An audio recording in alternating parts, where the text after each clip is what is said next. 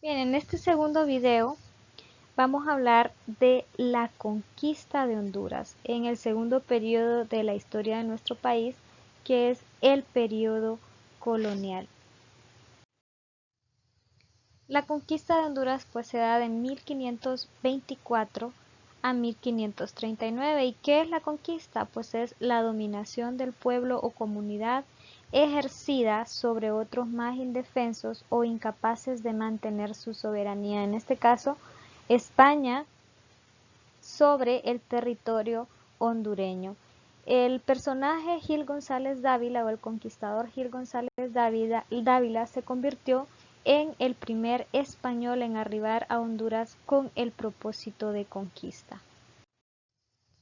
La conquista de Honduras tuvo tres fases o tres momentos. Una de ellas es la conquista militar, que fue por medio de las armas que los españoles sometieron a nuestros indígenas. Los españoles conocían las armas de fuego y montaban a caballo, lo que aterrorizaba a nuestros indígenas, que tenían obviamente otro tipo de armas más arcaicas.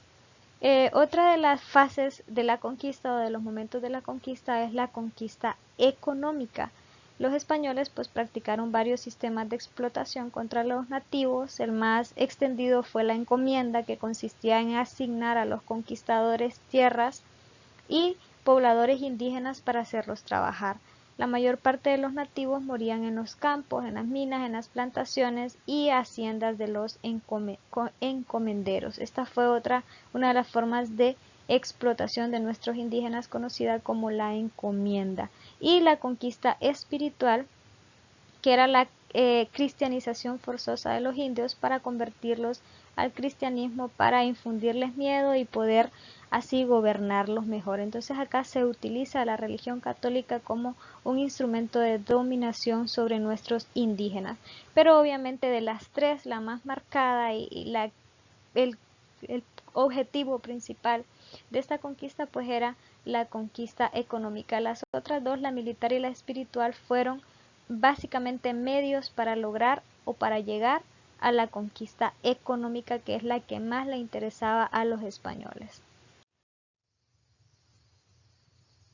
Y acá tenemos una imagen que nos va a hacer reflexionar sobre las características de la conquista en nuestros territorios.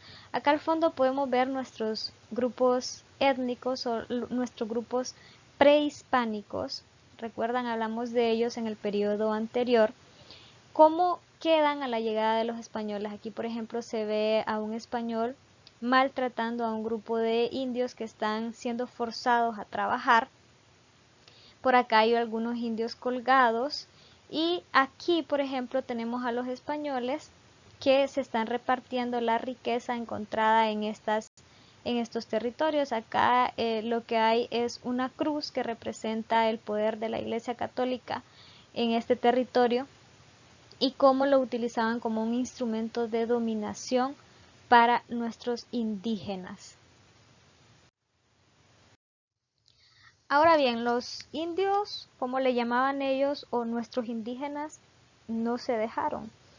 Los abusos cometidos por los españoles en sus múltiples y cambiantes papeles de conquistadores, encomenderos, mineros, mercaderes, cazadores de esclavos, etc., aumentó cada vez más el odio y el resentimiento por parte de la población nativa o nuestros grupos prehispánicos.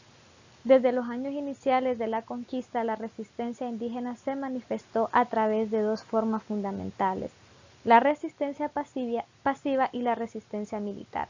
Y aquí les voy a mostrar una imagen que ustedes van a reconocer, y es el cacique Lempira, quien opuso resistencia por su etnia lenca, ¿ya?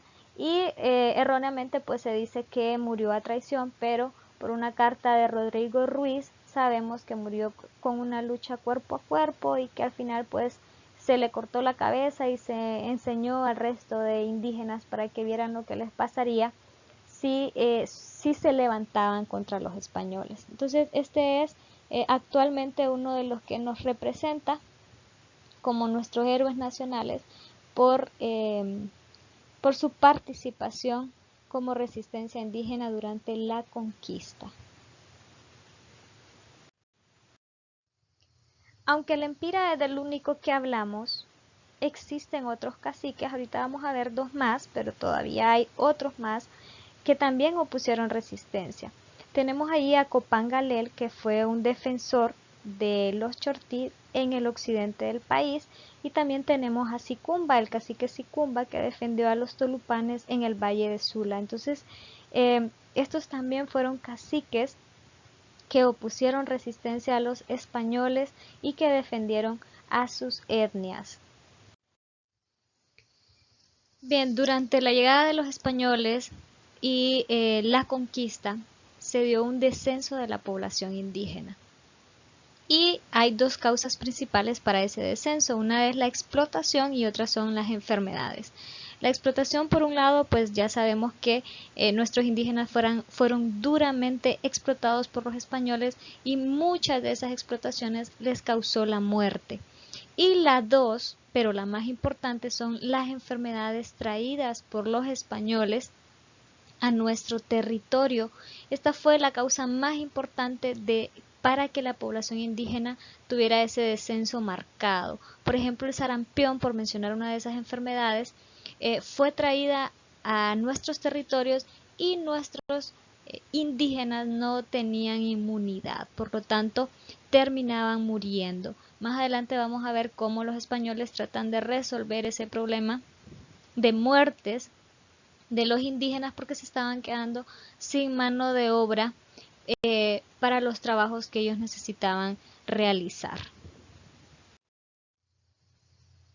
Bien, este fue un resumen del descubrimiento y conquista de nuestro territorio del periodo colonial y ahora vamos a trabajar. Hasta un próximo video.